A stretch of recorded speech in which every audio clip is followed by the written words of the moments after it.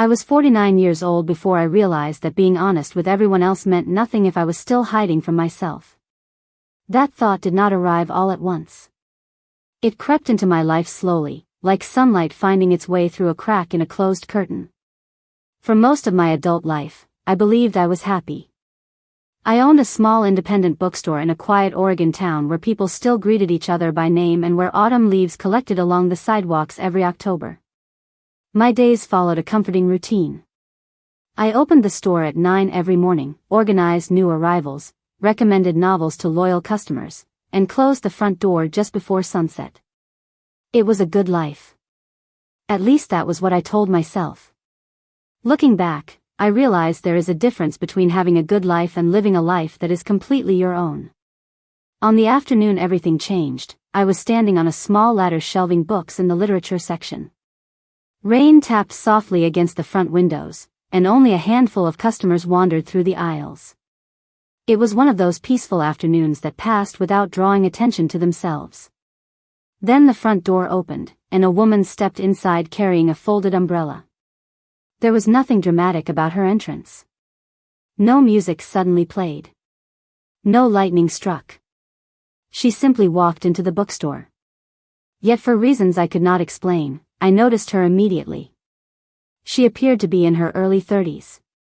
She had an easy smile, thoughtful eyes, and the relaxed confidence of someone comfortable being herself. She paused near the entrance and slowly looked around the store as if she wanted to appreciate every detail. I climbed down from the ladder and greeted her the same way I greeted everyone.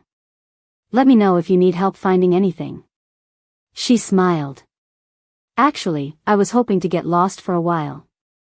The answer caught me off guard. Most customers asked for recommendations or directions.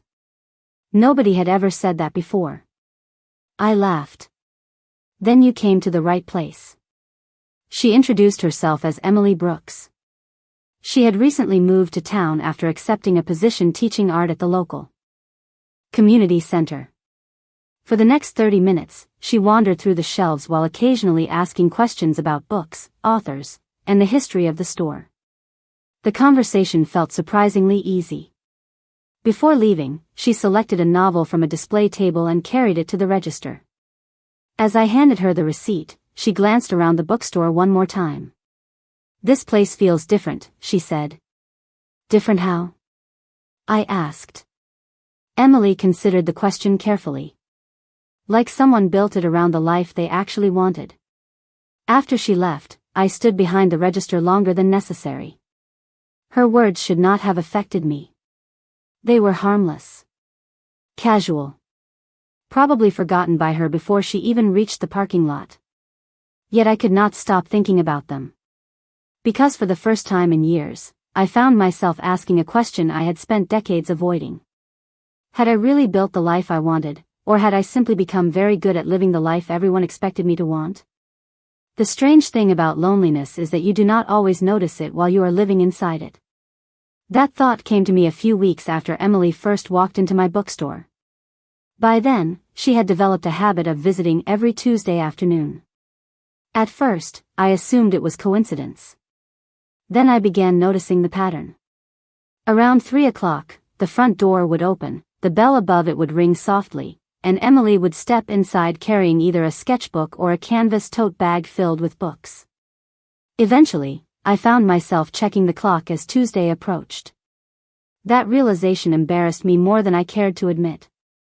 I was 49 years old, not 16. Yet every week, I caught myself looking toward the door whenever it opened.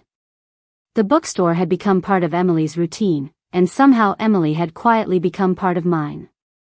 One Tuesday afternoon, she arrived carrying a cardboard tube filled with rolled artwork. "Busy day?" I asked as she approached the register. "Not too bad," she said. "One of my students painted an entire landscape upside down today." I laughed. "Was it intentional?" "That depends on whether you ask the student or the teacher." Her sense of humor was effortless. We ended up talking for nearly 40 minutes about creativity, mistakes, and the strange ways people learn. Eventually, a customer interrupted with a question, and Emily wandered off to browse the shelves. As I helped the customer, I noticed something unexpected. I missed the conversation. The realization unsettled me. For years, I had enjoyed solitude. Running an independent bookstore often meant long stretches of quiet. I never considered that a problem. Yet now, whenever Emily left, the store felt slightly different afterward. Not empty exactly. Just quieter than before. A few days later, my sister Karen stopped by for coffee. She had known me better than anyone for most of my life. Unfortunately, that also meant she noticed things I preferred to keep private. We were sitting behind the counter when the conversation drifted toward ordinary topics. Then she glanced toward the front windows and smiled. "So who is Emily?" I nearly spilled my coffee. "What?" "Emily." Her smile widened. "The woman who keeps coming in every Tuesday." "She is a customer." Karen raised an eyebrow. "Of course she is." I immediately recognized the tone. "Do not start." "I am not starting anything." She laughed. "I am simply observing that you seem happier lately." The comment lingered with me long after she left. Happier? Was I? The honest answer was yes, although I did not fully understand why. Emily and I were friends. At least that was the word I used whenever I thought about our relationship. Friends discussed books, shared stories, and enjoyed conversations. There was nothing unusual about that. Yet each time I repeated the explanation to myself, it felt slightly incomplete. The following Tuesday, Emily arrived carrying a novel she had finished over the weekend. As I rang up her latest purchase, she smiled and said, "You know, I think Tuesdays have become my favorite day of the week." The comment was simple. Casual. Innocent. Yet for reasons I could not explain, my heart reacted before my mind could. I laughed and said something polite in return.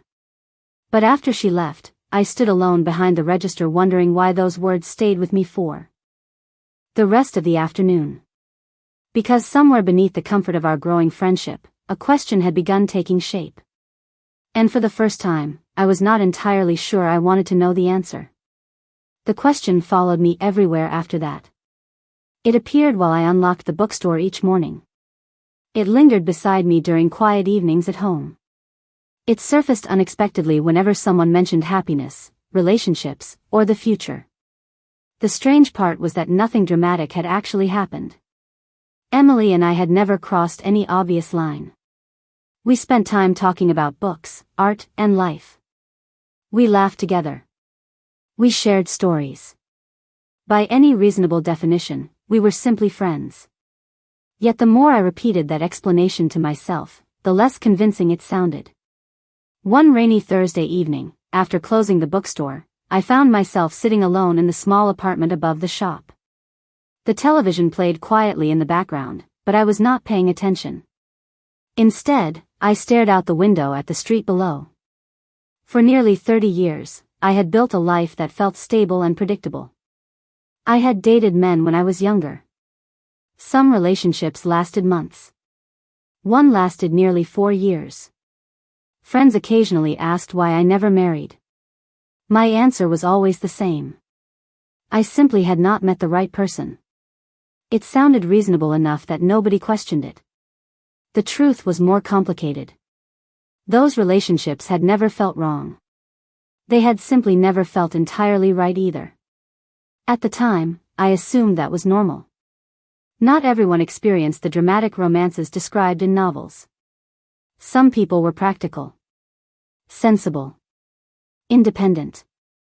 I convinced myself that was who I was. Then Emily walked into my bookstore, and suddenly I began re-examining memories I had not thought about in decades. I remembered a college roommate whose opinion mattered far more to me than it should have. I remembered friendships with women that had left me strangely heartbroken when they ended. I remembered moments that I had carefully filed away without ever truly examining them. Each memory arrived carrying the same unsettling question. What if I had misunderstood myself all along? The possibility frightened me. Not because there was anything wrong with it, but but because it challenged nearly 50 years of assumptions. The following Tuesday, Emily arrived as usual. We spent most of the afternoon discussing a memoir she had recently finished. At one point, she asked a question that caught me completely off guard. Have you ever regretted not doing something important? I laughed nervously. That is a very specific question. Occupational hazard, she said with a smile. Artists spend a lot of time thinking about regrets. I considered my answer carefully. Yes, I finally said. I think everyone has at least one thing they never fully explored. Emily nodded thoughtfully. Sometimes I wonder if people are more afraid of discovering who they are than they are of staying the same. The words landed with uncomfortable precision. For a moment, I felt as though she had somehow read every thought I had been trying to hide. Of course she had not. She was simply speaking honestly. Still, I carried that sentence with me long after she left. Later that night, I stood alone in front of my bathroom mirror. I studied my reflection for a very long time. The woman looking back at me seemed familiar, yet somehow incomplete. Then a realization appeared so quietly that I almost missed it. For years, I had been asking whether I had met the right person. For the first time in my life, I began wondering whether I had been asking the wrong question entirely. There are moments in life when the truth becomes impossible to ignore, not because it suddenly appears, but because it has been waiting patiently for you to stop looking away. After that night in front of the mirror, I tried to convince myself that nothing had changed. The bookstore still opened at 9. Customers still asked for recommendations. Deliveries still arrived every Thursday morning. On the surface, everything looked exactly the same. Inside, however, something had shifted. I had spent decades building certainty around questions I never allowed myself to ask. Now those questions were everywhere. The most unsettling part was that Emily seemed completely unaware of the effect she was having on me. Or perhaps she simply respected boundaries too much to mention it. The following Tuesday, she arrived carrying a sketchbook filled with artwork from her students. We sat at a small reading table near the back of the bookstore while she showed me page after page of colorful projects. As she spoke, her enthusiasm filled the room. She celebrated every student's progress as though it were something extraordinary. Watching her, I realized how rarely I had encountered someone so genuinely interested in helping other people become themselves. You really love your job, I said. Emily smiled. I do. Then she shrugged. I think everybody deserves at least one place where they can be completely honest.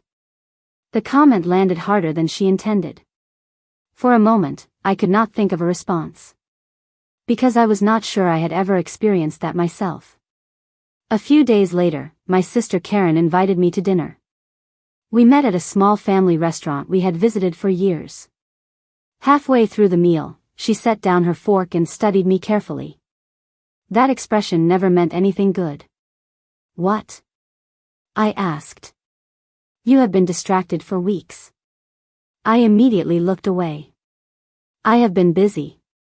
Karen laughed. Diane, I have known you your entire life. Try again. I felt my face grow warm. It is complicated. Most important things are. For several seconds, I considered changing the subject. Instead, I surprised myself. Have you ever spent years believing something about yourself only to realize you might have been wrong?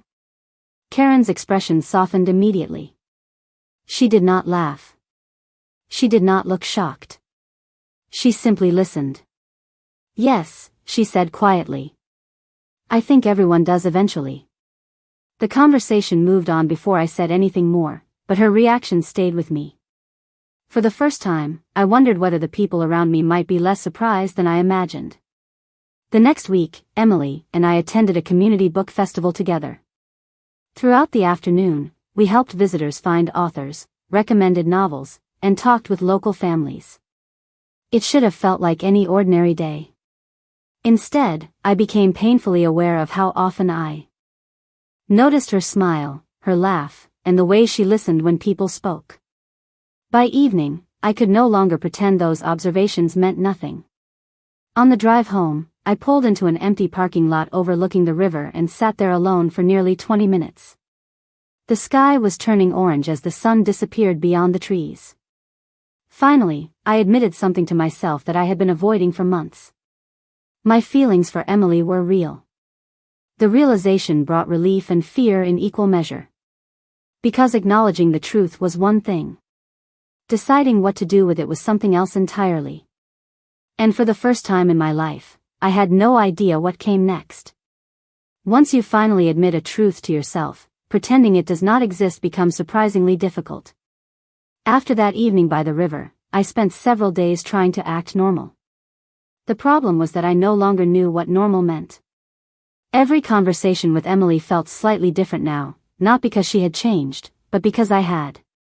I had finally acknowledged feelings that I had spent months explaining away. That realization should have brought clarity. Instead, it introduced a completely new set of fears. The most obvious one was impossible to ignore.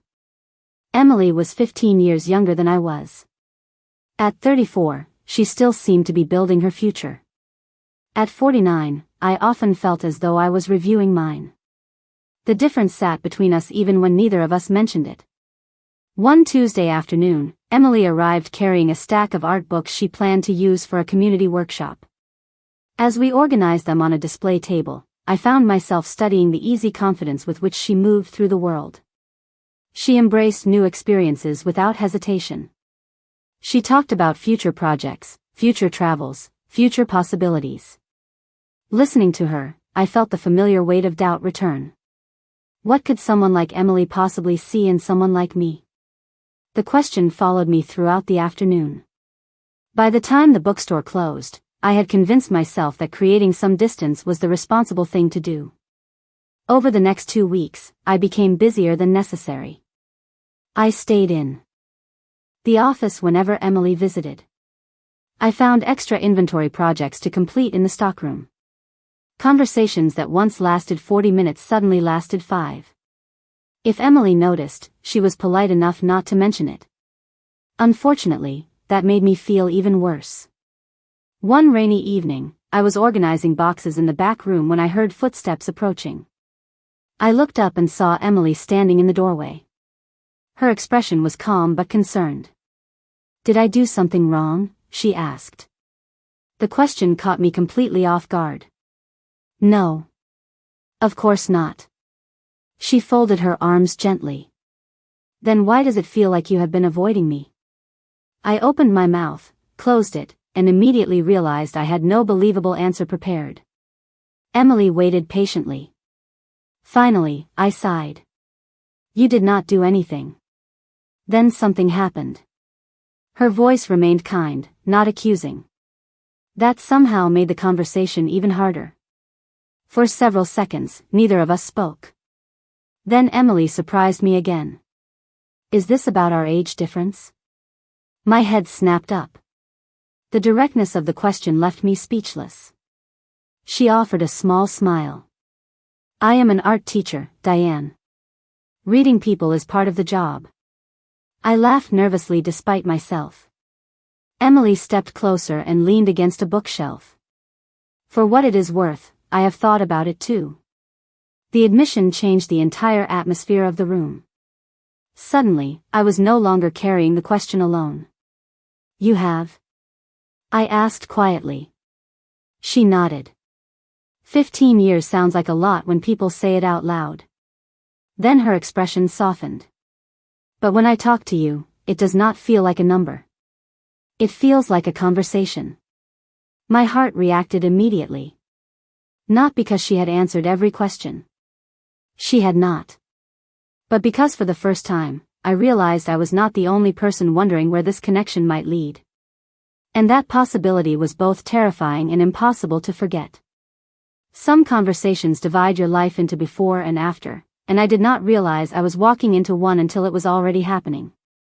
A few days after our discussion in the bookstore, a storm rolled into town. Rain hammered the windows, and strong winds rattled the old building throughout the evening.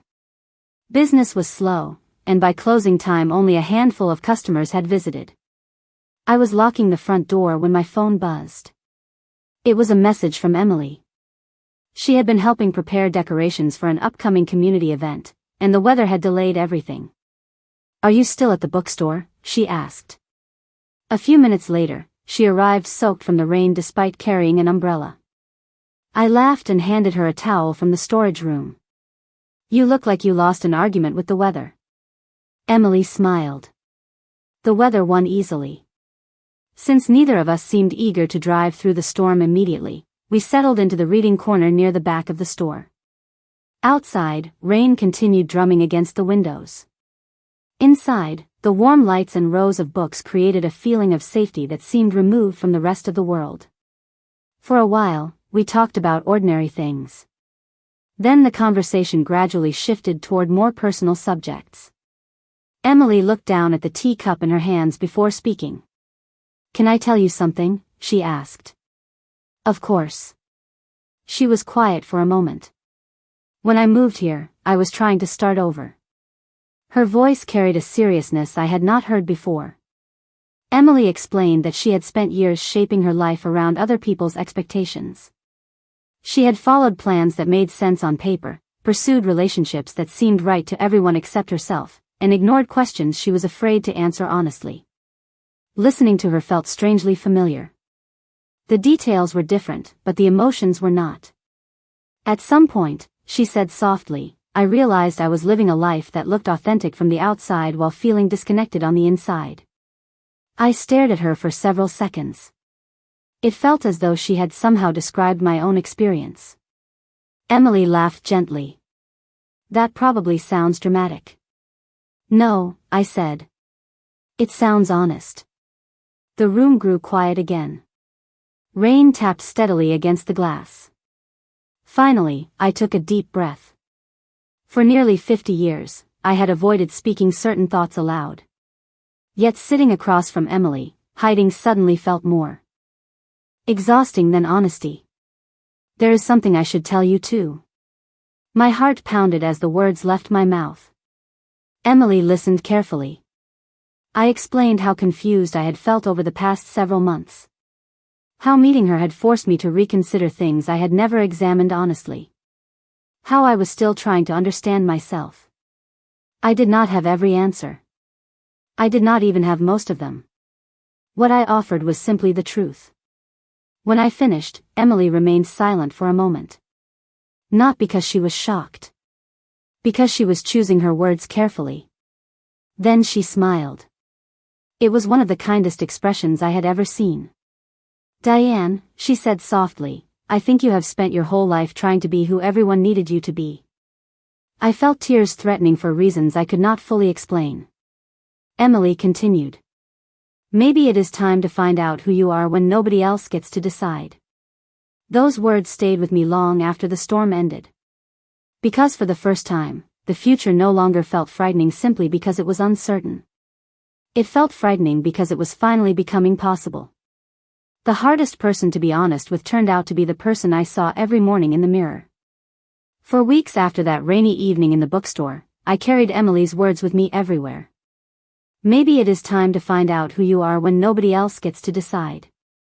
The sentence echoed through my thoughts during quiet mornings and sleepless nights. I had spent so many years adapting myself to fit expectations that I was no longer certain where those expectations ended and I began. The strange thing was that nothing around me appeared different. Customers still visited the bookstore. Deliveries still arrived. The seasons continued changing. Yet internally, I felt as though I was rebuilding an entire understanding of my own life. One Saturday morning, I arrived at the bookstore earlier than usual. The streets were still quiet, and a layer of fog hung over the town. Instead of opening immediately, I sat alone in the reading corner near the back. Surrounded by thousands of books, I found myself thinking about stories. Every novel on those shelves involved a character reaching a moment when they could no longer continue pretending. For years, I had admired those stories without recognizing that I was living one myself. Later that afternoon, Karen stopped by unexpectedly. She carried 2 coffees and the expression that told me she already knew something important. We settled into our usual seats near the front window. For several minutes, neither of us spoke. Then Karen smiled gently. "You look lighter." I laughed softly. "I am not sure that is the word I would use." "Maybe not yet." She stirred her coffee before looking directly at me. "But you look more honest." The comment caught me off guard. "You keep saying things like that." Karen shrugged. "Because I think you have spent a long time carrying things you never talked about." I stared out the window for a moment. Then, before I could lose my courage, I finally said the words that had been waiting for decades. I told her about my confusion. About my growing feelings for Emily.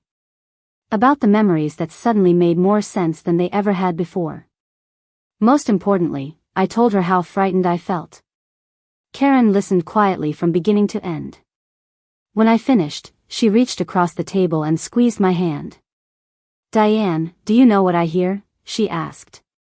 "What?" "I hear someone finally telling the truth." Tears filled my eyes immediately. Not because I felt judged. Because I felt understood.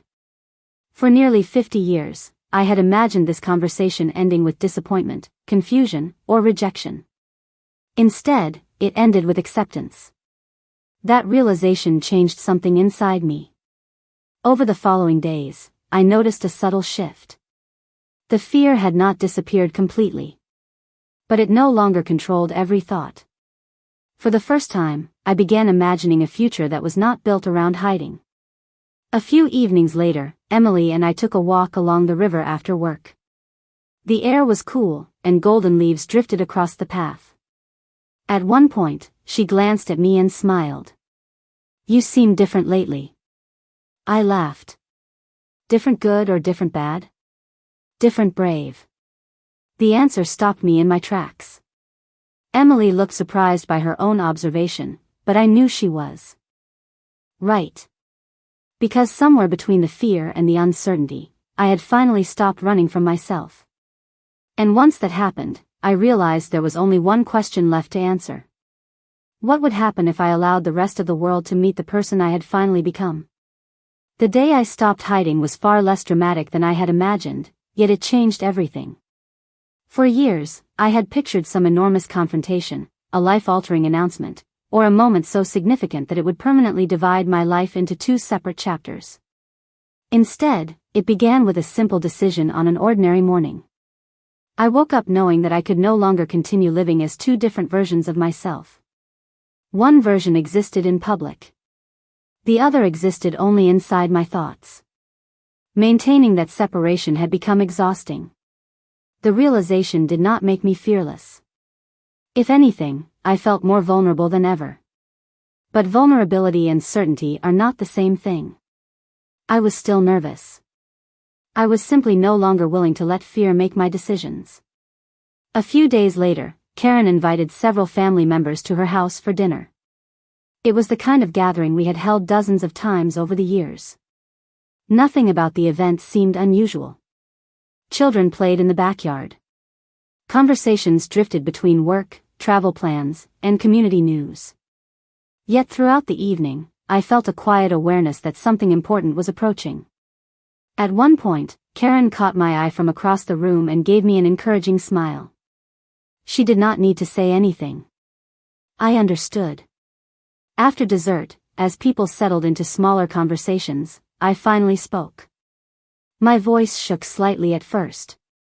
I told them that I had spent much of my life trying to understand myself.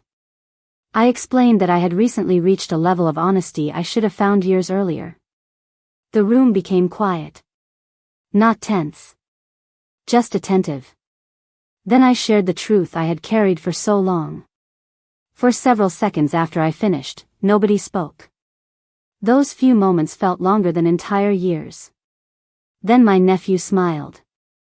My sister reached for my hand. Another family member nodded as though I had simply confirmed something they already suspected. One by one, the reactions arrived. None of them matched the fears I had rehearsed in my head. There was no rejection. No anger. No disappointment. There was only love. Driving home later that night, I found myself laughing through tears. Not because everything was suddenly perfect. Because I had spent decades preparing for a disaster that never arrived. The following afternoon, I met Emily at the bookstore. She immediately noticed something different. "How did it go?" she asked. I smiled before I even realized I was doing it. "Better than I ever imagined." Relief appeared across her face. We spent the next hour talking while organizing shelves and preparing for a weekend author event. At one point, I paused and looked around the store. For the first time, the space felt entirely mine. Not because the building had changed. Because I had. Emily noticed my expression. "What are you thinking about?" she asked. I considered the question carefully. I spent years believing honesty would cost me everything. Emily tilted her head slightly. "And?" I looked around the bookstore I loved, the town that had shaped my life, and the future that no longer felt impossible. Then I looked at her. "It turns out honesty gave me my life back." Emily smiled, and in that moment I realized something remarkable. The most difficult step of my journey was finally behind me. For the first time, I was not focused on what I might lose. I was beginning to see everything I still had the chance to gain. 1 year later, I was standing in the center of my bookstore watching a crowd gather for a community event that almost never would have happened. The reading tables were full. Local artists displayed their work along the walls. Children sat cross-legged on the floor listening to stories. Laughter drifted through the room. Looking around, I felt an overwhelming sense of gratitude for a life I once believed was already finished. The truth was that it had only just begun. So much had changed during the previous 12 months that it sometimes felt difficult to remember the woman I had been before. Not because I was a different person entirely, but because I was. Finally allowing myself to be the person I had always been underneath the expectations, assumptions, and fears. The bookstore had become more vibrant than ever. New events filled the calendar.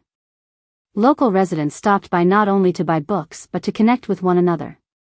What surprised me most was how much of that transformation began with a simple decision to stop hiding.